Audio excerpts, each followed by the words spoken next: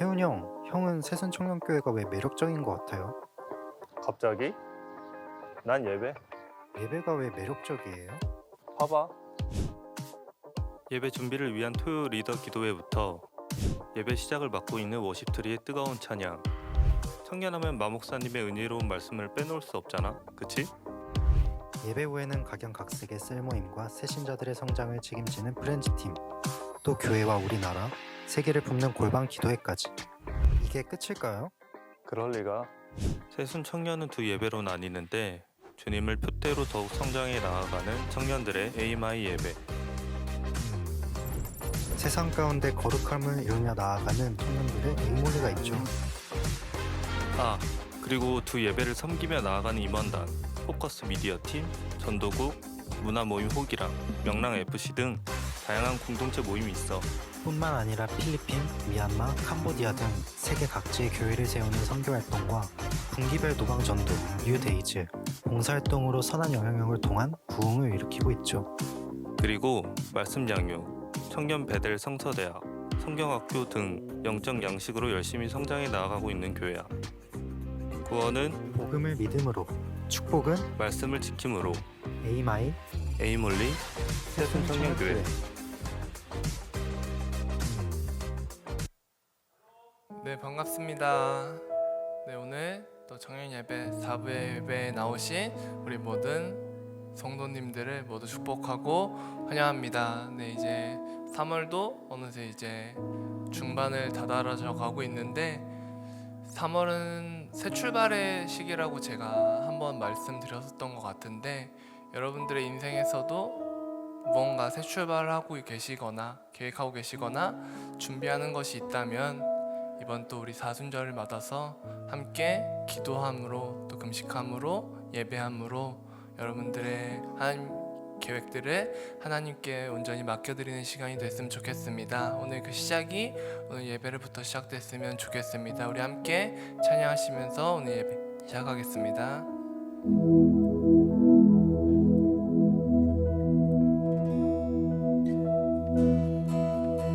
주님 계신 곳에 나가리 찬양 드리며 그 성소에 들어가 주의 얼굴 배우리.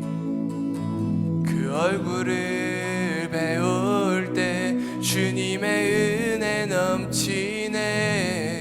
엎드려 고백하네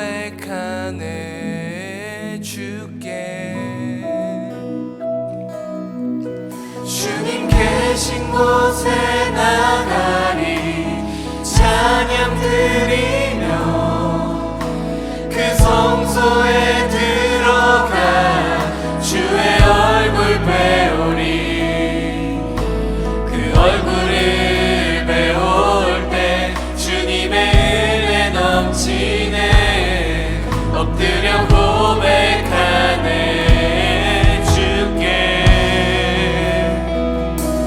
주의 위엄 이곳에 가득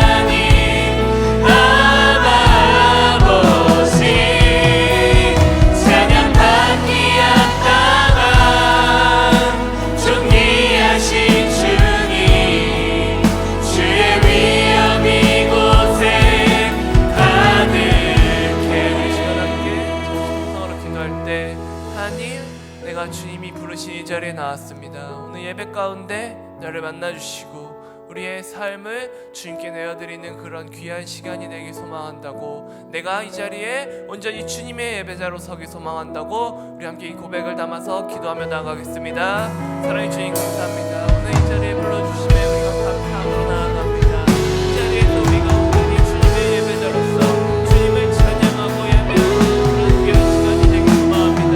하나님 아버지, 우리의 고백이, 우리의 찬양이 주님께 드리는 모든 말씀이 나의 삶에 적용되길 소망합니다.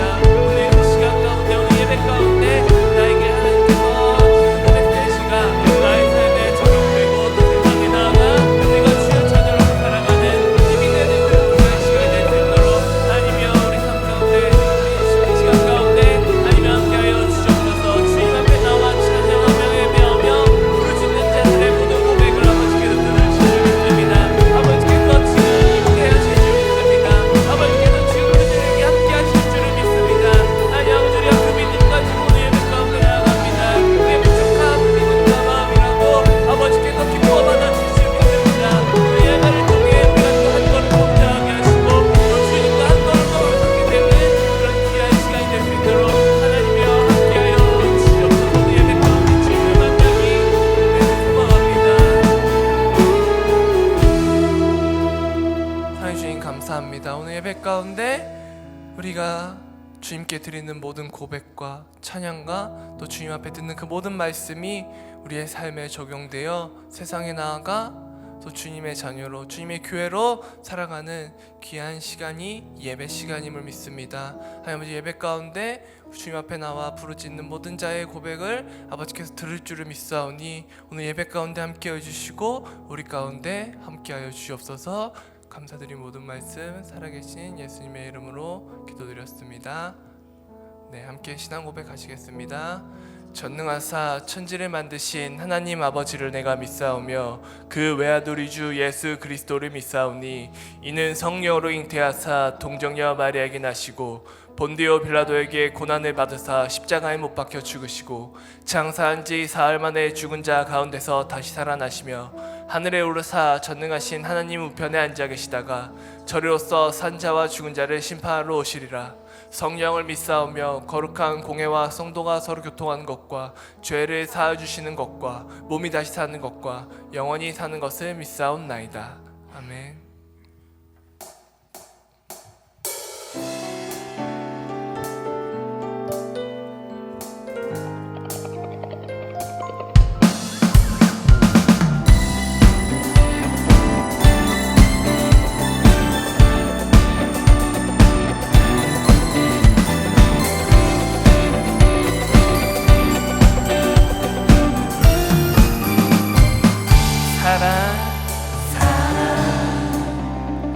넘치게 주시는 사랑, 날 자녀 삼아 주신 그 사랑 귀하다 하셨네. 그 사랑 세상이 본 적 없네. 주가 우리 죄 위하여 십자가 달리사 죽기까지 사랑하셨네. 주님 그 사랑 감사해. 날 위해 십자가 달리신 주의 그 사랑 영원히 찬양 드리네. 주님 택하신 감사해. 날 자녀 삼으신 주님, 오 예수님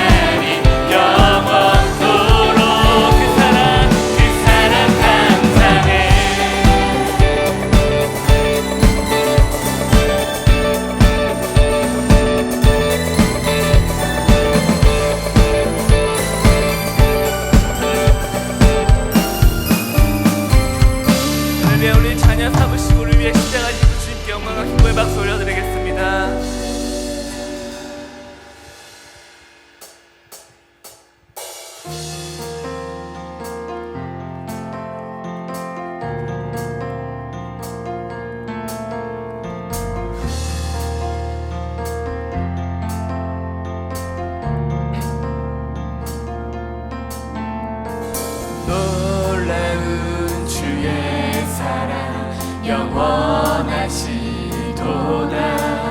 십자가 자비로 나타내셨네. 그 누구도 그 무엇도 깨닫지 못하니 아름답고 영화로우신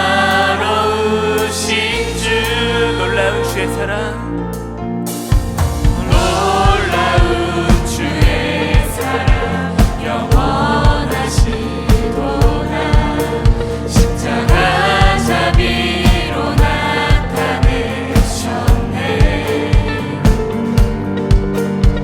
그 누구도 그 무엇도 깨닫지 못하니 아름답고 영화로운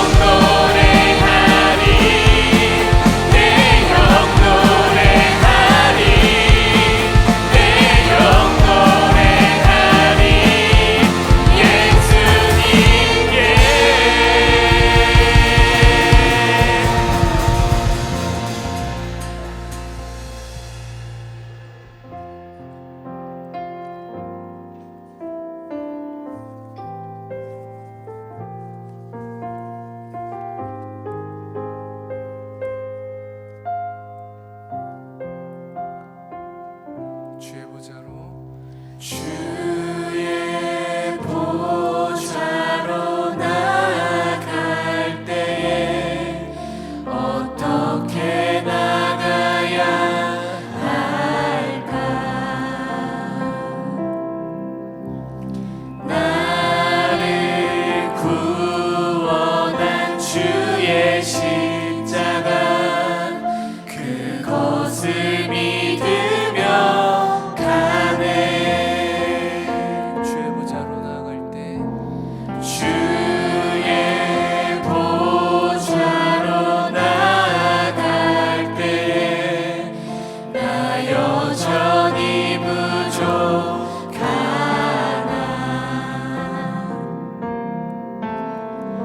나를 품으신 주의 그 사랑 그것을 믿으며 가네.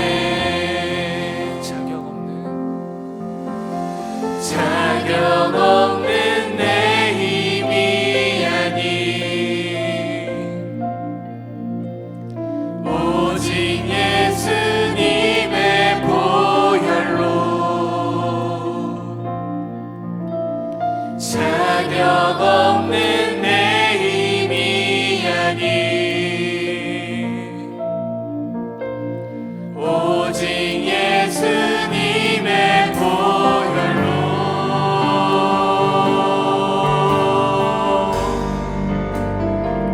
십자가의 보혈 완전하신 사랑 힘입어 나갑니다.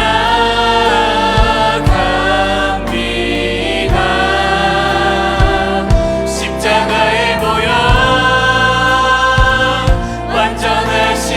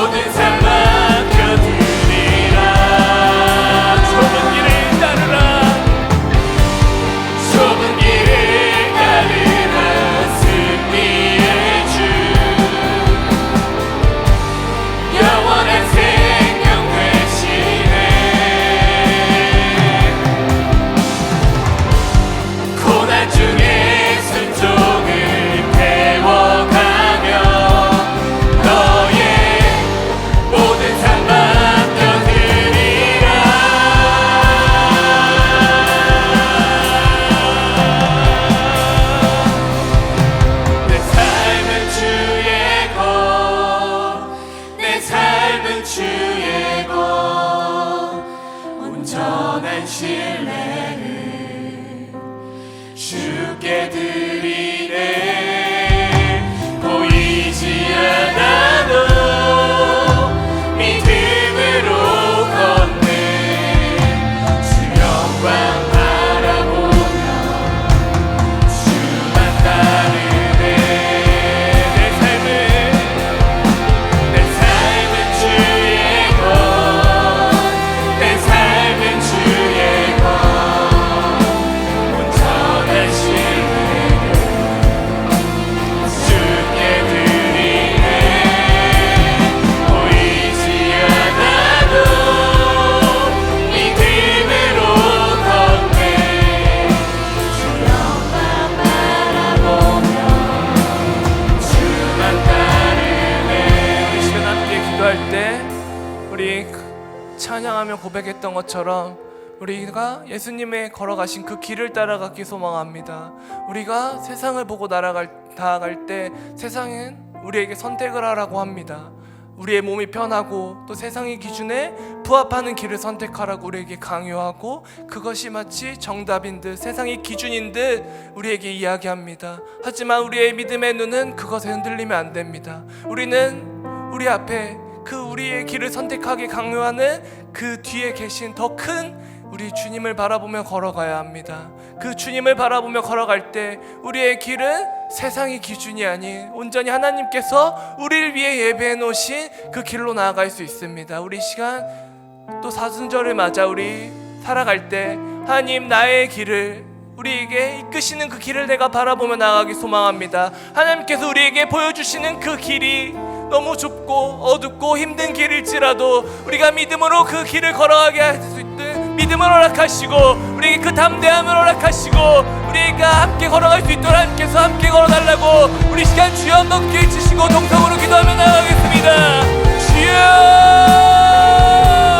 하나님 아버지 우리의 삶이 주의 것이고 우리가 고백합니다. 하나님 우리의 삶이 주의 것인데 우리가 왜 세상에게 고백합니까? 하나님께서 인도하시는 길 하나님께서 보여주시는 길 그 믿음의 길을 걷기 소망합니다. 하나님 아버지 우리가 선택을 할 때 어둡고 보이지 않더라도 더 큰 빛이 되어주시는 주님의 그 믿음만을 바라보며 우리가 나아갑니다. 하나님 그 길 가운데 우리의 삶을 인도하여 주시옵소서. 우리가 그 주님이 걸어가신 예수님께서 우리보다 먼저 걸어가신 그 길을 따라가기 소망합니다. 그 길이 부딪히고 힘들고 넘어지고 무너질지라도 항상 우리의 힘이 되어주시고 우리의 능력이 되어주시고 우리의 빛이 되어주시는 그 주님을 바라보며 걸어갈 때 하나님의 우리의 삶이 더욱더 하나님께서 예배하신 그 선택의 길에 가오는 삶을 하나님께서 보여주실 줄 믿습니다.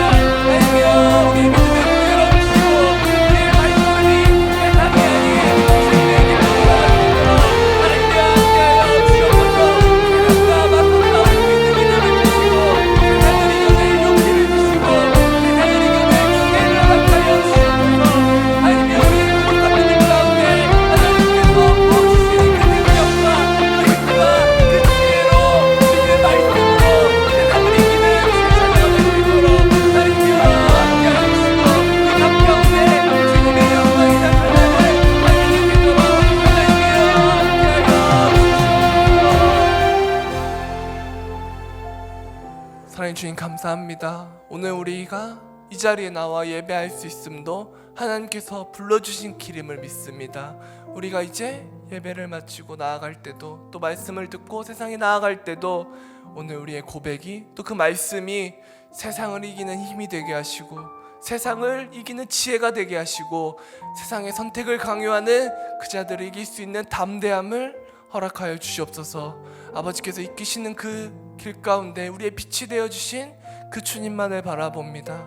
우리가 그 빛을 잃지 않고 그 주님이 허락하신 그 길을 바라볼 수 있는 믿음의 눈을 허락하시고 우리 걸음 가운데 함께하여 주시옵소서. 감사드리며 모든 말씀 살아계신 예수님의 이름으로 기도드렸습니다.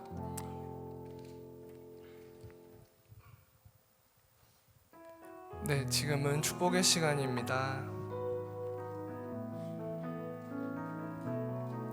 네, 우리 오랜만에 독일에서 돌아온 형제 있습니다. 우리 정용석 형제, 우리 오랜만에 또 유학길에 잠시 또 한국에 오셨는데 또 잊지 않고 이렇게 또 새순교회에 함께 나와서 예배하고 있습니다. 우리 괜찮으시면 자리에서 일어나 주시면 감사하겠습니다.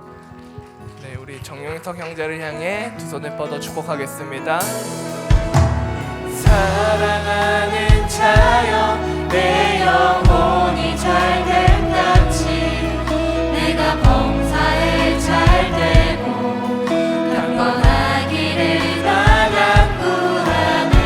사랑하는 자여 내 영혼이 잘됨 같이 내가 범사에 잘되고 강건하기를 나가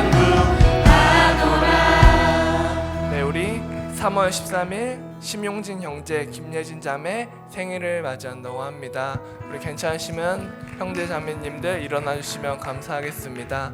우리 또 교회에서 임원단으로 또 찬양팀으로 중보기도 팀으로 많은 곳에서 또 우리 청년들을 위해서 또 교회를 위해서 섬기고 계신데 또 이 두 형제 자매를 함께 우리 축복하며 나가겠습니다.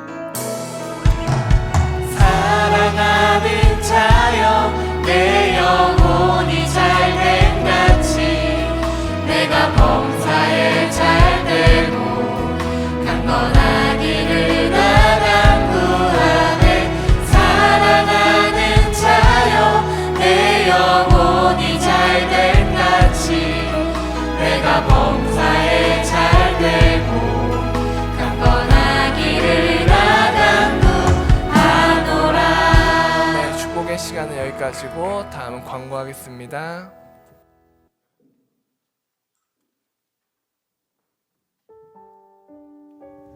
문답식은 3월 17일, 세례식은 3월 24일입니다. 고난주간 특별 새벽기도 및 금식 기간은 3월 28일부터 31일입니다.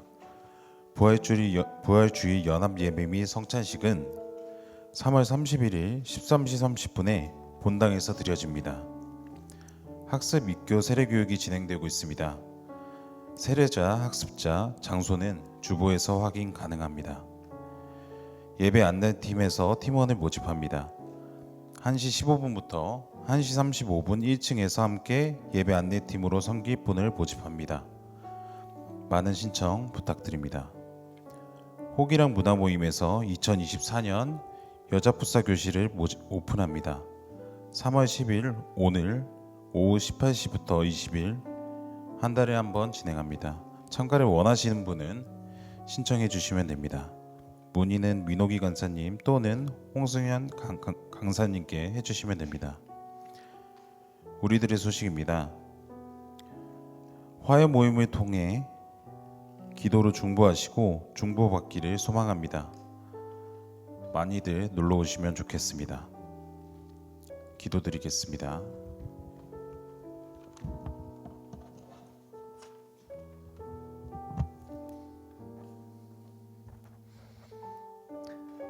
기도드리겠습니다. 거룩하신 하나님 아버지, 오늘도 다 같이 모여서 예배드리게 해주심을 너무나도 감사드립니다. 한 주 동안 우리가 모른 채 넘어간 죄가 있다면 깨닫게 하시고 뉘우치게 하시며 다시는 같은 죄를 범하지 않는 지혜와 용기를 주세요. 임원단, 찬양팀, 안내팀, 포커스와 같이 곳곳에서 예배를 섬기는 손길들이 있습니다. 이런 섬김과 함께 오늘 예배가 온전히 주님의 홀로 영광받는 예배가 되길 바랍니다. 우리가 주님만 바라보며 예배드리게 하시고 부디 이 예배를 기뻐 받아주세요. 오늘 여호와는 나의 목자시니 내게 부족함이 없으리로다는 시편 강해가 있습니다. 이 말씀 통해서 우리가 어린 양이 되어서 목자이신 주님을 따르며 살아가는 법을 알고 순종으로 나아가게 해주시옵소서. 말씀 전하시는 마경영 목사님과 그리고 그 가정을 축복하시고 그 능력을 더하여 주셔서 목사님께서 우리에게 전하는 복음을 통해서 우리가 주님의 자녀로 날마다 거듭나도록 해주시옵소서. 사순절입니다. 우리 에임홀리 모두가 더욱 말씀과 기도로 무장하는 기간 되게 해주시고 부활하신 예수님의 은혜와 사랑이 벅찬 감사로 다가오는 그런 사순절 되도록 해주시옵소서. 나라를 위해 기도합니다. 국회의원 선거를 앞두고 있습니다. 진실로 나라와 국민을 위한 주님의 일꾼들이 세워주게 해주시고 우리가 그런 일꾼들을 알아보는 지혜를 더하여 주시옵소서. 모든 말씀 살아계신 예수님 이름으로 기도드렸습니다. 아멘.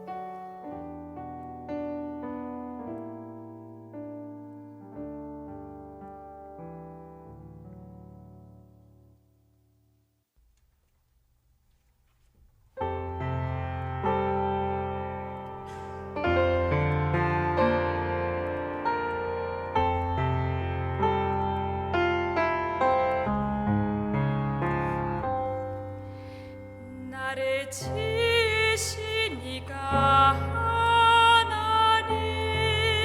하나님, 나를 부르신 이가 하나님, 나를 보내신 이도 하나님, 나의 나 된 것은 다 하나님 은혜라. 나의 달려갈 길 다가도록 나의 마지막 호흡 다하도록 나로 그 십자가 품게 하시니 나의 나 된 것은 다 하나님 은혜라.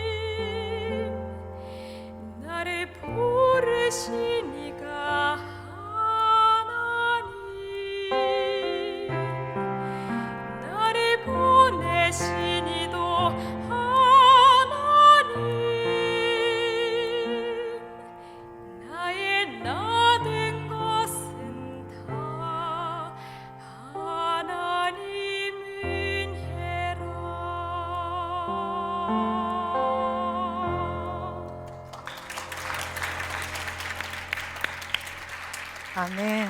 우리 반주해 주신 우리 집사님께도 김정은 전사님께도 박수 한번 쳐주세요. 아우 너무 감사합니다 매번. 우리 현민이의 이 고급진 목소리를 듣다가 현민아 언제 가지? 다음 주가 마지막이래요. 어떡해요? 다음 주에 또 들어야 되겠네요. 준비하시고 시편 23편으로다가 우리 현민이 다음 주 준비해 주시고 언제 또 듣겠습니까? 또 1년 해 넘어가야 올 텐데. 말씀 보시겠습니다. 이번 주는 시편 강의 21번째 시간이고요. 23편입니다. 한 목소리로 우리 같이 합독하겠습니다. 시작. 여호와는 나의 목자시니 내게 부족함이 없으리로다. 그가 나를 푸른 풀밭에 누이시며 쉴만한 물가로 인도하시는도다. 내 영혼을 소생시키시고 자기 이름을 위하여 의의 길로 인도하시는도다. 내가 사망의 음침한 골짜기로 다닐지라도 해를 두려워하지 않는 것은 주께서 나와 함께 하심이라. 주의 지팡이와 막대기가 나를 안위하시나이다. 주께서 내 원수의 목전에서 내게 상을 차려주시고 기름을 내 머리에 부으셨으니 내 잔이 넘치나이다. 내 평생의 선하심과 인자하심이 반드시 나를 따르리니 내가 여호와의 집에 영원히 살리로다. 아멘. 아멘. 기도하겠습니다. 오늘도 하나님의 말씀은 내가 누구인지, 무엇을 가졌는지, 무엇을 할 수 있는지 알게 하십니다. 이 시간 담대히 선포합니다. 내 마음은 지켜질 것이며 내 입의 말은 반드시 변화될 것입니다. 나는 절대로 이전 같지 않으며 오늘부터 새로운 생은 시작됩니다. 나를 통해 나라와 민족이, 가정들이, 사람들이 복이 될 것이며 나는 반드시 변화될 것입니다. 예수님의 이름으로 기도합니다. 아멘. 구원은, 축복은, 일주일 건강하게 잘 지내셨습니까? 다윗의 시를 보다 보면 굉장히 독특한 특징이 하나 나옵니다. 특별히 오늘 여러분이 읽은 이 시편 23편에서는 조금 더 도드라지는데요. 시편에 보면 다윗은 문제가 있을 때마다, 아주 급박한 상황 때마다 이상한 규칙으로 이야기를 해요. 우리가 시편 27편 1절 한번 읽어볼까요? 여호와는 나의 빛이요 나의 구원이시니 내가 누구를 두려워하리요. 여호와는 내 생명의 능력이시니 내가 누구를 무서워하리요. 이 고백이 이상한 이유가, 여러분 문제 생기면 어떻게 해요? 하나님, 내가 지금 너무 두렵고 너무 무서운데, 그러나 나의 주님은 나의 빛이시고 나의 구원이시니 나를 이기게 해주실 줄로 믿습니다. 여호와여, 주님은 내 삶 안에 부족함 없이 늘 채워주시니 여호와는 나의 목자십니다. 이게 우리의 고백이라고요. 근데 다윗의 고백은 거꾸로예요. 반대입니다. 늘 주님이 먼저 나와요. 여호와는 나의 빛이요 나의 구원이시다라고 한다면 내 삶의 어려움이나 고난이나 두려울 일이나 아니면 무너질 것 같은 그 일도 아무것도 아니라는 거예요. 그렇게 여호와가 나의 목자가 되시고 나의 빛이 되시고 나의 생명이 되신다면 인생은 그냥 만만하다, 이러한 이야기거든요. 그래서 여호와를 먼저 늘 인생 가운데 두고 사는 다윗, 여러분 이 시편 23편이 굉장히 중요한 이유도 바로 여기에 있습니다. 무슨 일이 일어나기 전에 먼저 늘 주님을 찾으시기를 간절히 바랍니다. 우리가 왜 뭔 일 생기면은 자꾸 그 문제가 해결이 잘 안 돼서 사람들이 넘어질까요? 왜 시험이 들면 그 시험 가운데 헤매어서 나오질 못할까요? 거기에만 매몰되기 때문인 거거든요. 하나님, 이 문제만 해결되면 내가 어떻게 할게요? 하나님, 나에게 이번에 이곳에 붙게만 해주신다면 내가 하나님 정말 이렇게 할게요. 보통 우리가 이렇게 하나님하고 딜하는 이유가 그거에만 매몰되어 있기 때문에 그래요. 그러나 믿음이라는 건 뭐죠? 우리의 시각을 바꿔주는 게 믿음이에요. 그래서 문제 너머에 계신, 그보다 더 크신 하나님을 볼 줄 아는 눈을 갖는 것이, 그게 믿음이라고요. 그러니까 우리는 먼저 하나님을 찾는 것이 늘 습관이 돼야 돼요. 이 습관을 언제 드립니까? 이 예배 시간에 드리는 것입니다. 예배 시간에 우리는 먼저 와서 하나님의 영광을 높이죠. 찬양하죠. 이것이 이곳에서 습관을 들여서 삶에서도 그게 늘 일상이 되게 하시는 것이에요. 그래서 내가 급할 때 하나님을 찾는 것이 아니라 늘 미리미리 주를 찾는 것. 그래서 여호와는 나의 목자가 되시기 때문에 이 우리 뒤에 있는 장 6절까지의 모든 말씀들은 너무나 자연스럽게 이루어지는 것이다. 이게 여러분의 몸 안에 배어 있기를 바랍니다. 그래서 늘 중요한 건 어디에? 앞에. 기도할 때도 주께 영광을 돌리는 것을 앞에. 내 필요를 먼저 구하는 것이 아니라 먼저 주를 찾는 것을 앞에. 우리나라 말에는 좀 이상한 게 있어요. 문 닫고 나가라. 문 닫고 어떻게 나가요? 머리 자르고 와. 머리를 어떻게 자르고 와요? 이게 뭐가 급하다는 얘기예요? 앞부분이 더 중요하다는 얘기거든요. 그러니까 문 좀 닫고 뭘 하든 문 좀 닫고 있어라 이 얘기인 거거든요. 네 나갈 때 문 꼭 닫고 나가 이 얘기. 급하니까 먼저 앞에 나와요. 문 닫고 나가라. 이 뜻은 뭐예요? 문을 닫는 게 중요하다. 여호와는 나의 목자시니 내가 부족하든 말든 여호와가 내가 목자인 것이 중요한 거예요. 여러분 시편 23편은 미국인들에게는 자기의 임종시 내가 죽어갈 때 낭송되었으면 하는 시래요. 그리고 뭐 우리 한국 사람들도 너무나 사랑한 전 세계 신앙인이든 비신앙인이든 이 말씀 너무 사랑하잖아요. 근데 왜 좋아하죠? 이 말씀이 왜 이렇게 사랑을 많이 받을까요? 불확실한 현실, 불안전한 현실에서 이 오늘 읽은 시편 23편은 우리에게 평안을 약속하기 때문인 거거든요. 그래서 이 전체 23편의 키워드가 1절이에요. 여호와가 나의 목자가 되셔야 이 평안이 약속이 된다. 우리 말씀을 좀 보겠습니다. 오늘하고 다음 주하고 같이 해서 아마 23편을 봐야 될 것 같아요. 23편 1절 시작. 여호와는 나의 목자시니 내게 부족함이 없으리로다. 아멘. 여호와는 하나님의 이름이에요? 아닙니다. 여호와는 하나님의 이름이 아닙니다. 나는 스스로 있는 자니라라는 하나님 본인을 설명하려니 붙여진 우리 지금은 이름이지만 붙여진 이름이 여호와예요. 하나님의 이름이 왜 필요해요? 하나님의 이름이 뭘 필요하십니까? 창조주가. 그러니까 우리가 그러나 성경에서 봤을 때 여호와라는 이 명칭이 먼저 나왔을 때는 무슨 일이 일어날 때예요? 하나님이 전쟁을 일으키실 때. 그래서 그 전쟁을 통해 반드시 승리를 약속하실 때, 또는 하나님 나랑 하신 언약, 내가 너를 축복할 거야, 너는 복의 근원이 될 것이다, 너를 통해 많은 사람들이 복이 될 거야, 이 언약을 반드시 성취하실 때, 예수 그리스도의 구속사적 역사를 약속하신 그 일을 반드시 성취하고자 하실 때, 그럴 때 여호와라는 이름이 사용되잖아요. 그러니까 여호와로 시작된 것은 굉장히 웅장한 시작입니다. 여호와께서 반드시 이렇게 이루어 주실 거야, 나의 목자시라면. 그래서 다 미래형이에요. 하나님이 너가 목자로 삼으신다면, 네가 목자로 여호와를 삼는다면 너 인생이 이렇게 될 거야.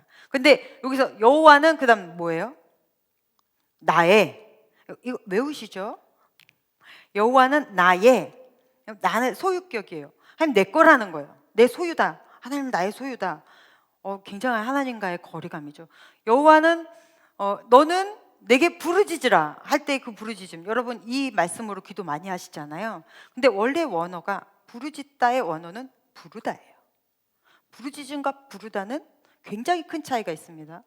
물론 부르짖는 기도도 굉장히 중요해요.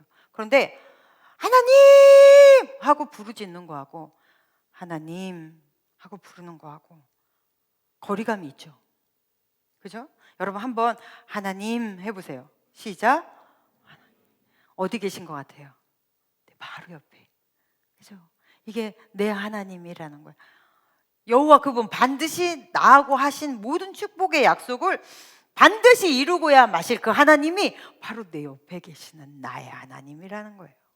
이게 굉장히 중요한 간증입니다. 여러분 주님 어디 계세요? 지금 내 옆에 계십니다. 지금 바로 내 옆에. 가만히 불러보면 주께서 그래 그만 불러라, 네 옆에 있다 이러고 말씀하실 거예요. 하나님 그럼 내 옆에 계세요. 그런데 그 다음 뭐라 그래요? 그 목자가 내 옆에 계시면 부족함이 없는 인생이랍니다.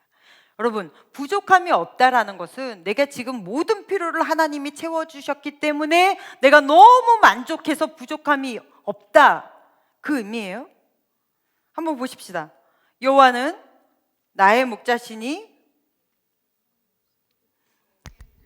내게 부족함이 없으리로다. 네, 부족함이 없다. 여러분 우리가 시편 34편 10절 한번 읽어볼게요. 젊은 사자는 궁핍하여 줄일지라도 여호와를 찾는 자는 모든 좋은 것에 부족함이 없으리로다. 아멘. 여러분, 이 시는 다윗이 사울 왕에게 쫓기다가 블레셋의 아비멜렉에게 거기서 이제 빌붙으려고 가가지고 미친 척을 하잖아요. 성경에서 그가 미친 척을 하여 수염에서 춤을 질질 흘리는, 정말로 얼마나 자존심이 상할 일이에요. 그렇게 미친 척을 하면서 자기 목숨을 부지하는 사건이 있어요. 그 미친 척을 하다가 쫓겨나죠. 그 아비멜렉이 쫓아내버리잖아요. 그 쫓겨나서 지은 시가 지금 이 시예요. 젊은 사자는 궁핍하여 줄일지라도. 설마 젊은 사자가 왜 궁핍해요? 힘이 있는데 짐승 잘 사냥할 거 아니에요. 설마 그들이 굶을지라도 여호와를 찾는 모든 자에게는 부족함이 없다. 이 얘기를 그 상황에서 했단 말이에요. 쫓겨난 주제에 뭐가 부족함이 없어요. 그러니 여기서 말하는 부족함이 없다, 시편 23편 1절에서 말하는 부족함이 없다라는 이 말은 물질의 풍성함, 어떤 물량적으로 나의 채워짐에 관한 이야기가 아니라는 거예요. 내가 낭떠러지 끝에 서 있든 기가 막힌 웅덩이 안에 빠져 있든 그곳에서 내가 주님과만 이렇게 밀접하게, 여호와가 나의 목자 돼서 바로 내 옆에만 계시다면, 주의 임재만 느낄 수 있으면, 내가 주님의 임재로 충만하다면 그곳으로 나는 족합니다. 이 이야기인 거예요. 북한 선교의 대부이시기도 하신 이상 목사님이 예전에 이런 간증을 하셨어요. 90년대 초에 아주 우연히 북한의 지하교회에서 예배드리는 기독교인들을 만날 기회가 되셨대요. 그래서 17살 먹은 소년을 만났는데 그 소년에게 이 이상 목사님께서 물어보셨어요. 얼마나, 우리나라 17살하고는 이 등치가 자체가 다르잖아요.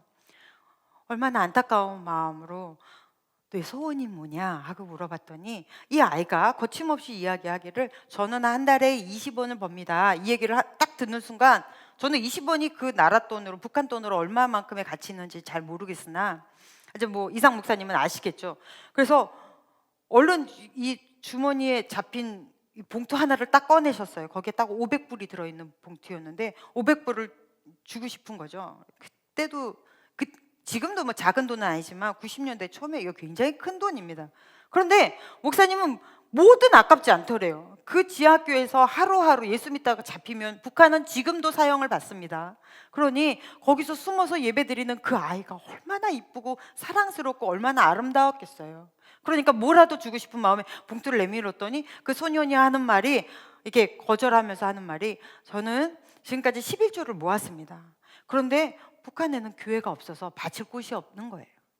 그래서 나만의 교회가 있다니 이것을 대신 내 11조를 좀 헌금해 주십시오 하고서 주고서 나가면서 오래 사시라요 하고 나갔다는 거예요. 근데 이 봉투를 어떻게 받아요? 이걸 어떻게 해야 될지를 몰라서 기도하다가 이 낡은 봉투를 열어보니까 거기에 128원이 들어있대요. 그러니까 매일매일 만약에 20원씩 벌었다면 매일매일 2원, 매달 2원씩 5년 4개월을 모은 돈이에요. 여러분, 우리 눈으로 봤을 때 그들은 너무 결핍이 많다고 보지만 그 결핍이 이 신앙인 안에는, 이 17살의 소년 안에는 결핍이 아니라 예수로 충만한 거예요. 나중에 우리 천국 가면 이 소년 만날 텐데 우리 얼마나 부끄러울까요? 또 70세 된 노인을 만나셨는데 그분에게 이제 이 목사님이 위로를 하신 거죠. 얼마나 힘드십니까? 그러니까 이 70대 노인이 누가 쉽답디까 이러시더라는 거예요. 그러니까 북한에서 믿음 지키며 사는 것이 누가 쉽다고 해서 힘들다고 얘기하냐는 거예요. 그러면서 형제가 내 고난을 알아주니 고맙소만, 그러나 나에게 더 크고 감사한 일은 내가 이제 곧 나를 알아봐줄 하나님을 만나기 때문에 난 너무 감사하다. 그러니까 70대이시니까 이제 곧 하나님을 만나게, 곧 이제 돌아가실 거를 생각하면 그 기대감에 부풀어서 하루가 너무 감사하다는 거예요. 여러분, 도대체 이분들은 어떻게 살길래 이렇게 하나님으로만 충만할까요? 하나님을 양식 삼아 살기 때문이에요. 여러분에게는 하나님은 어떤 분입니까? 예수가 계시기에 내가 부족함이 없는 겁니까? 아니면 부족함을 없애기 위해 예수가 필요한 것입니까? 이분은 예수로만 충만하신 분들이에요. 이런 분의 간증을 들으면 여러분 어떤 생각이 드세요? 참 쉽지 않은 일이다. 그러나 우리의 믿음이 성장하고 성숙하다면 예수만으로, 내가 아무리 어려워도 예수가 내 곁에 계신 것만으로도 너무 감사하고 충만한 거예요. 이 신앙이 여러분 안에 있기를 간절히 소망합니다. 내 상황을 보지 않는 것. 믿음은 내 상황을 보는 것이 아니라 내 옆에 계신 하나님께 반응하는 거예요. 내 상황에 그때그때마다 반응하는 것이 아니라 내 옆에 계신 하나님께 반응하는 거예요. 여러분, 이러한 충만함, 이러한 부족함이 없는 신앙, 이 신앙이 우리 같이 그 신앙을 길러내 가시기를 간절히 축복합니다. 그러면 양이라 함은, 목자라 함, 우리 목자가 있고 양이라 함은, 늘 양은 목자의 음성을 들어야 되겠죠. 목자의 음성에 굉장히 민감해요. 양들이 시야가 굉장히 나쁘다고 하잖아요. 근데 그냥 산양들, 야생에서 기르는 양은 이 시력 굉장히 좋대요. 그런데 여기서 말하는 건 목자가 기르는 양이잖아요. 기름을 받는 양은 눈이 굉장히 나빠요. 그래서 이 양은 굉장히 수동적이에요. 목자의 소리에 반응해서 그대로 움직이는 게 양이에요. 성경에서 말하는 양이라 함은. 그래서 목자의 소리에 굉장히 민감하고, 그러면 양은 고민할 게 없어요. 걱정할 게 없어요. 그냥 그 음성에만 따르면 돼요. 여러분은 양이십니까? 그럼 목자의 음성에 민감해야 되겠죠. 하나님의 음성에 여러분 얼마나 민감하게 반응하며 사십니까? 여러분은 하나님의 음성을 들으십니까? 예수께서 거라사인이 살고 있는 그 지방에 들어갔을 때 귀신 들린 사람이 있죠. 멀쩡한데, 사지 멀쩡한 젊은 아이가 공동묘지에서 살잖아요. 막 자기의 몸에다가 막 칼로 긁고 막 이래가면서 공동묘지에 살잖아요. 그러니까 이 사람이 너무 광기를 부리니까 온 몸에다가 이 쇠사슬로 이렇게 박아가지고 붙어놨잖아요. 왜요? 왜 이 사람이 이런 거예요? 귀신 들려서. 예수께서 뭐라 그래요? 귀신 들렸다 그러죠. 귀신 들린 거라사인의 사람. 그 사람이 왜 그렇게 좋은 집 놔두고 공동묘지에서 떠돌아요? 귀신 들렸으니까. 귀신이 하는 소리에 반응을 하는 거예요. 그러면 성령에 사로잡힌 사람은, 하나님의 성령이 나와 함께하는 사람, 성령의 이 말씀에 우리가 반응하겠죠. 예수가 나의 목자 되시는 우리가 양이라면, 그러면 목자 되신 예수님의 음성에 우리가 반응하겠죠. 그럼 언제 말씀하시는 거예요? 어떠한 순간에 하나님은 말씀하시는 거예요? 하나님은 너무 다양한 순간에 말씀하세요. 제가 이분 예를 종종 들기는 하는데, 유정옥 사모님이시라고 지금 그 서울역에서 그 노숙자들 섬기시는 일을 하시거든요. 이분 대단하신 분이세요. 상계동에서 그 조그마한 목회를 하시면서 이 사역을 계속 이어가세요. 처음에 시작할 때는 이 노숙자들에게 뭐라도 해주고 싶은데 해줄 돈이 없잖아요.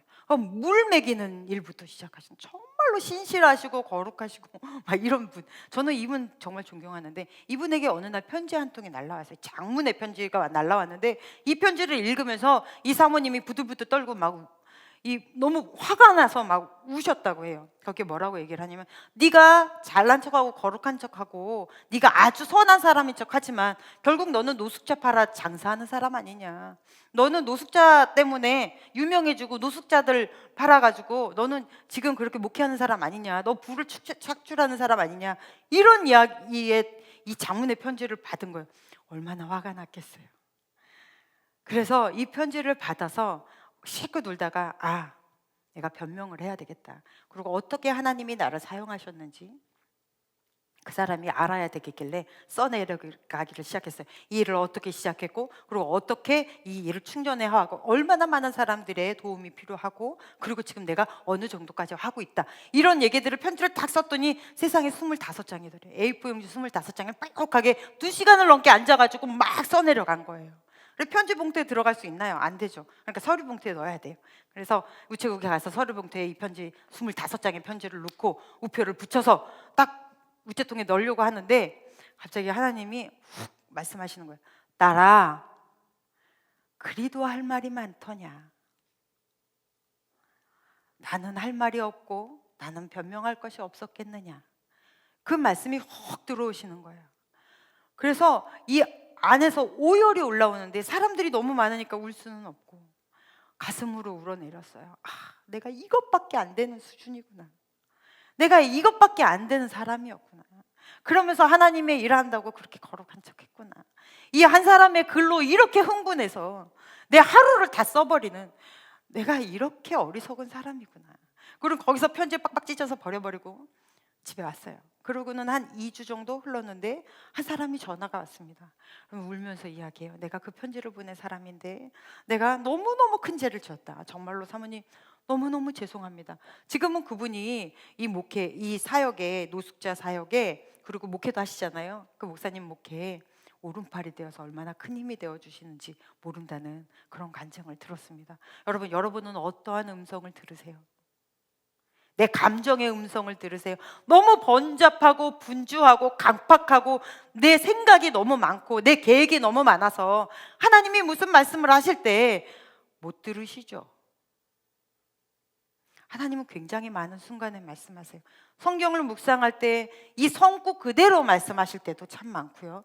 이 설교 시간에 넋놓고 앉아있는 이 순간에 하나님이 나에게 훅 필요한 말씀을 넣어주실 때도 있어요. 그리고 청년들은 정말로 많은 순간에 찬양으로 말씀하세요.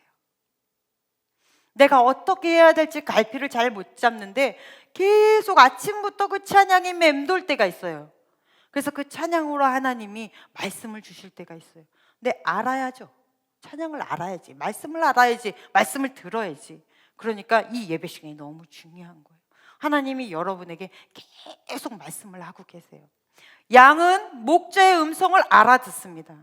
양떼들이 그렇게 많이 있고 목자들이 그렇게 많아도 신기하죠. 양은 자기 목자의 음성을 알아들어요. 그게 양이에요. 여러분, 세상에 별별 소리 다 들어도 하나님의 말씀의 음성, 내 목자의 음성, 그것을 들을 수 있는 그런 영적인 귀가 있기를 바랍니다. 예수께서 뭐라고 말씀하셨어요? 말세 때 초대교회 요한계시록에 교회들에게, 뭐 초대교회만 하는 게 아니라 모든 교회들에게 귀 있는 자는 성령이 너희에게 하시는 말씀을 들을지어다. 귀가 막히면 여러분 망합니다. 성령께서 우리의 귀를 열어주셔야 돼요. 그래서 하나님, 내가 주의 말씀이 들리게 해주세요. 내 안에 새겨지게 해주세요. 주께서 나에게 언제든지 말씀하시면 내가 바로 응답할 수 있도록 하나님 주의 말씀에 내가 귀를 기울이게 해주세요. 여러분, 늘 깨어 있으십시오. 늘 여러분의 영의 귀를 열어두시기를 간절히 바랍니다. 듣기만 하면 뭐예요? 순종해야죠. 많이 들어가지고 귀는 있다만 해. 근데 몸은 막 행동하지 못해가지고 그대로 있다면 이건 정말 문제인 거예요. 그러니까 순종해야 돼요. 근데 여러분 얼마나 순종하세요? 여러분 순종할 때 어떻게 해요? 왜 어쩔 때는 막 순종하고 싶다가 어느 때는 막 순종 안 하고 싶죠? 왜 그런지 아세요? 순종을 딜하려고 그래서 그래요. 내가 이거 하면 이거 해주세요. 내가 이거 하면 이거 해주시겠지. 순종을 딜하려고 하니까 온전한 순종이 안 되는 거예요. 음성이 들리는 대로, 양은 생각이 없다니까요. 양은 고민하지 않는다니까요. 걱정하지 않는다니까요. 그저 들리는 대로 따라가는 것이 양인 거예요. 그래서 순종은 내가 계산하는 것이 아니라 그저 하나님이 말씀하시면 가는 거예요. 오병이어의 기적을 일으키실 때 여러분, 제자들의 온전한 순종이 없었으면 어떻게 되었을까요? 예수께서 50명씩 앉혀라. 왜 그 많은 사람들을 앉히라면 10,000명 이상인 사람들을 50명씩 떼둘러서 앉히는 게 그게 쉬웠겠습니까? 굳이 왜 예수님은 이렇게 하세요? 이해되지 않아요? 납득하지 않아요? 공감되지 않아요? 여러분, 하나님의 말씀에 이해, 공감, 납득할 필요 없어요. 하라면 하는 거예요. 그래서 50명씩 앉혔어요. 나눠주라. 이걸 어떻게 나눠줘요? 요만큼씩 띄워서 나눠줘야 되나? 네가 계산하지 말고 나눠주라면 그냥 나눠주는 거예요. 그리고 다 먹었어? 걷어들여라. 그냥 한 말 안 하고 걷어들이는 거예요. 이게 순종이라는 것입니다. 내 이해로 하나님의 일하심을 내 이해의 한도로 막아내지 마세요. 하나님의 한계를 내 생각의 좁은 틀로 집어넣지 마세요. 하나님의 무한한 가능성에 여러분은 그저 순종하면 되는 거예요. 혹시 순종이라는 책 읽어보셨어요? 이거 고전이라서 읽어보면 참 좋아요. 존 비비어라는 분이 쓰신 순종이라는 책에 보면 이 글을 쓰게 된 처음에 이 계기에 아주 큰 사건이 있었어요. 이분이 이제 젊었을 때 고등부 사역을 한 교회에서 맡게 되었어요. 그러니 얼마나 열정적이게 일하겠어요. 젊어서 고등부 아이들하고 하면 일 재미있거든요. 그러니까 막 부흥시키고 싶은 거예요. 최선을 다해서 다른 교회들이 하고 있는 프로그램들 벤치마킹하고 해가지고 막 교회를 부흥시키려고 노력하다가 좋은 전도 프로그램을 발견했어요. 그래서 이 전도 프로그램을 하고 싶은 거예요. 이제 그 중에 24명의 리더들을 세워서 24명의 리더들을 교육시키고, 그리고 이제 언제부터 전도 프로그램을 해서 이제 뭐 이렇게 하겠다, 이런 프로그램을 담임 목사님한테 얘기했더니 담임 목사님 오케이 해라, 아주 좋다. 근데 이제 이 프로그램이 소그룹 단위로 이루어지는 프로그램이었어요. 여러분, 소그룹 단위로 이루어지는 프로그램이라면 아마도 우리의 그 뉴데이즈나 이런 거랑 좀 비슷한 맥이 아니었을까, 알파나 이런 프로그램이었지 않았을까, 이런 생각이 들어요. 그러면 이런 프로그램 여러분 해보셨죠? 회계 해보신 분들 여기 계시는데 돈 조금 들어요? 장난 아니거든요. 이 소그룹으로 뭐 움직이려고 그러면 돈이 엄청 많이 들어요. 그런데 이제 그 당일날부터 드는 게 아니라 준비 단계부터 많이 들죠. 홍보물도 만들어야 되고 막 이러니까 많은 돈이 좀 필요하고 들어갔어요. 그런데 교회에서 팍팍 밀어주니 얼마나 이분이 신났겠습니까? 열심히 준비했어요. 그런데 어느 날 아침 그 교회에 교육자 회의를 아침에 하는데 갑자기 목사님께서, 담임 목사님께서 이 프로그램 하지 말라는 거예요. 이 프로그램이 하기 3주 전이에요. 이제 새롭게 오겠다고 이름 써내고 친구들 전도하겠다고 했던 사람들이 몇백 명이에요. 그리고 이 교회의 고등부 학생들이 이 일 때문에 막 헌신하면서 엄청 부흥하고 막 신앙도 성장하고 엄청난 기대감을 가지고 있었어요. 그런데 담임 목사님께서 하지 말라시는 거예요. 이거 다 접으라고. 돈도 들어갈 만큼 들어갔는데 다 접어라. 얼마나 놀랍기도 했지만 화가 났겠어요. 목사님이 접으라고 하신 이유는 이게 소그룹 단위로 이루어지는 게 위험할 수 있다. 일단 다 접으세요 라고 하시니까 할 말이 없는 거예요. 부교육자가 뭐라 그래요? 담임 목사님이 하지 말라고 하지 말아야지. 근데 그 다음부터 회의되는 내용이 뭐 귀에는 들려왔겠습니까? 하나도 안 들려오죠. 막 이 분이 차가지고 어쩔 줄을 모르겠는 거예요. 친구 목사님들이 위로하려고 그러는데 손살을 치면서 가까이 오지 말라고. 그러고는 집으로 갔어요. 집으로 갔는데 얼굴이 완전 죽상이니까 사모님이 물어보는 거죠. 무슨 일이 있었냐고. 그러니까 이 목사님이 뭐라고 얘기하냐면 그 사람이 하지 말래, 이렇게 얘기하는 거예요. 그러니까 사모님이 그 사람이 뭐 누군데요? 담임 목사지 누구야? 그렇게 얘기를 하는 거예요. 너무 화가 나니까. 그러니까 이 사모님이 이렇게 물끄러미 보다가 하도 기가 막히니까 이렇게 얘기하는 거예요. 아마도 이 일을 통해 하나님께서 당신을 가르치실 일이 있는가 봅니다. 그러니까 더 화가 나는 거예요. 그러지 않아도 열받아서 내 편이 되어줄 줄 알고 날 위로해 줄 줄 알았는데 참 목사님 편에 서서 그렇게 얘기를 하고 막 자기를 비꼬듯이 얘기하니까 너무 화가 나서요. 그래서 그냥 뭐 가방도 던지고서는 2층 서재로 올라가가지고 책상에 앉았는데 가만히 앉아 있는 것도 화가 나. 그래서 다리를 위로 올리고 막 부들부들 다리 떨면서 막 창문을 이렇게 내려다보고 있는데 갑자기 하나님께서 쟈 하고 부르시는 거예요. 네? 반응이 별로 좋지 않죠. 너는 네 일을 하냐 내 일을 하냐, 이렇게 물으시는 거예요. 당연히 하나님의 일을 하죠. 아니 너는 지금 네 일을 하고 있다, 이 말씀을 하시는 거예요.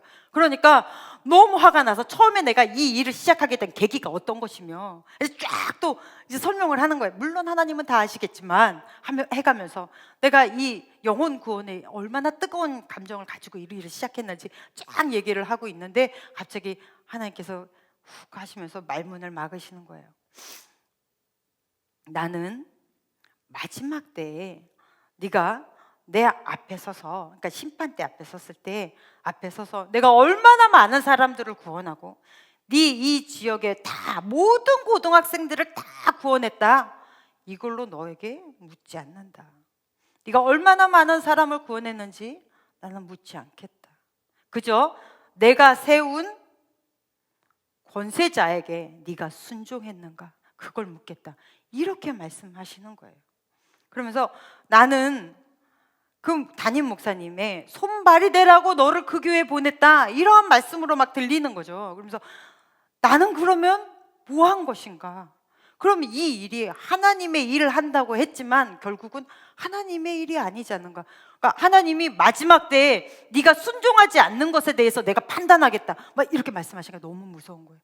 하나님이 무서운 거예요. 하나님의 존재가 너무 무서운 거예요. 그래서 거기서 무릎 꿇고 회개하고 목사님께 가서 목사님께 사과드리고 그리고 나서 이제 이 일을 접었어요. 그리고 나서 얼마 후에 그분이 열심히 노력해서 세웠다는 그 24명의 리더들은 훗날 교회에서 너무나 큰 사역을 하시는 사람들이 되셨고요. 그리고 이렇게 하지 않았어도 그 말에 순종한 이유로 고등부가 놀랍게 부흥하는 역사가 일어났다고 해요. 워치만 리라는 분이 중국 사역자인데 이 워치만 리라고 하는 분이 이런 말씀을 하셨어요. 우리는 때때로 주님께만 순종한다, 주님께만 충성한다는 말을 한다. 이건 틀린 말이다. 하나님이 세운 권위자에 순종하지 않는 자는 하나님께 순종하지 않는 자이다. 워치만 리가 수많은 경험을 겪으면서 이 고백을 하는 거예요. 여러분, 이 시대에 권위가 사라졌다. 순종이 우스운 시대가 돼버렸죠. 부모님들이 자식들 때문에 어쩔 줄 모르고 쫓아다녀요. 회사에서는 꼰대라는 이름으로 상사가 하는 모든 말을 묵살합니다. 학교에서는 선생님들의 교권이 무너진 지 너무나 오래됐어요. 순종이요? 왜 사람들이 길이 자꾸 막힐까요? 왜 믿는 사람들, 이게 하나님의 원칙이라고 한다면 여러분, 왜 내가 하는 일이 잘 안 돼요? 교회에서만 예배 신앙생활 하는 거고 교회에서만 순종하기 때문이에요. 그럼 어디서 순종해야 돼요? 여러분의 가정에서 순종하는 거예요. 여러분의 회사에서 순종하는 거예요. 여러분의 학교에서 순종하는 거예요. 여기서만 신앙생활을 하는 것이 아니라 그곳에서 신앙생활을 해나가야 되는 거예요. 그런데 순종이 어느 거예요? 나는 하나님께만 순종한대요. 그래서 로마서 13장 1절에 각 사람이 위에 있는 권세자들에게 순종하라. 권세는 하나님께로부터 나지 않음이 없나니.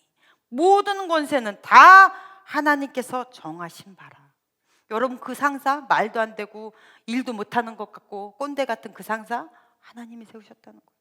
나랑 정말 결이 안 맞는 것 같은 그 부모 하나님이 당신이 세우셨다는 거예요. 눈에 보이는 그 사람들에게도 순종 못하면서 무슨 하나님의 말씀을 네가 순종하느냐 하는 거죠. 예수님조차도 본디오 빌라도 앞에서 고개 숙이셨어요. 예수님조차도 세상의 질서로 세워진 본디오 빌라도의 사형성 언도에 그냥 순종하셨어요.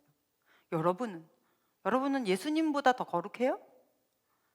그래서 세상의 질서고 뭐고 나는 하나님만 순종합니까? 정말 순종은 뭐예요? 내게 세워진 모든 사람들에게 순종할 줄 아는 거예요. 그러면 보십시오, 여러분의 길이 열릴 거예요. 하나님 분명히 그렇게 약속하셨거든요. 자꾸 막혀. 왜 일이 잘 안 돼? 내가 교회 다니고 열심히 하나님의 일을 하는데 왜 나는 안 돼? 왜 삶은 이렇게 막힌 거야? 내가 어느 곳에 가든지 순종하셔야 돼요. 하나님 그런 양으로 여러분을 부르셨어요. 그럼 그 부름에 합당한 그런 응답이 있는 그런 여러분들 되시기를 간절히 바랍니다. 기도하겠습니다. 하나님 아버지, 나를 존중히 여기는 자를 내가 존중히 여기고 나를 멸시하는 자를 내가 멸시하겠다 말씀하셨습니다. 하나님 아버지께서 세우신 모든 권세자는 다 하나님의 대행자입니다. 우리가 그들에게 늘 순종하며 나아갈 수 있는 주의 양 되게 하여 주시옵소서. 예수님 이름으로 기도했습니다. 아멘. 네, 찬양하시면서 준비하신 예물 하나님께 드리겠습니다.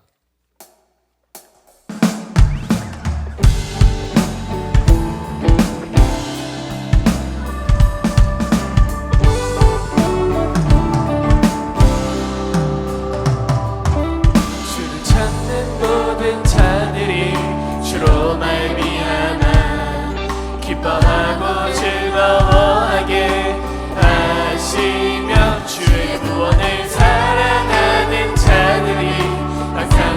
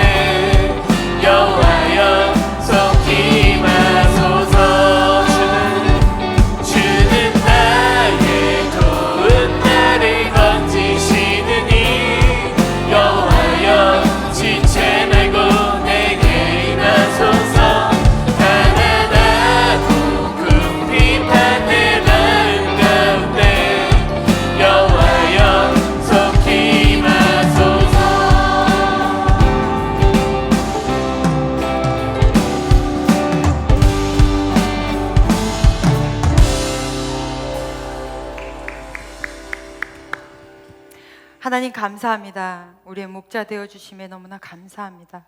우리가 온전한 주의 양으로서 주의 음성에 늘 반응하며 순종하는 거룩한 주의 자녀들 되도록 하나님 아버지 우리를 축복하여 주시옵소서. 주님이 부르셔서 이 자리에 나와 예배드렸습니다.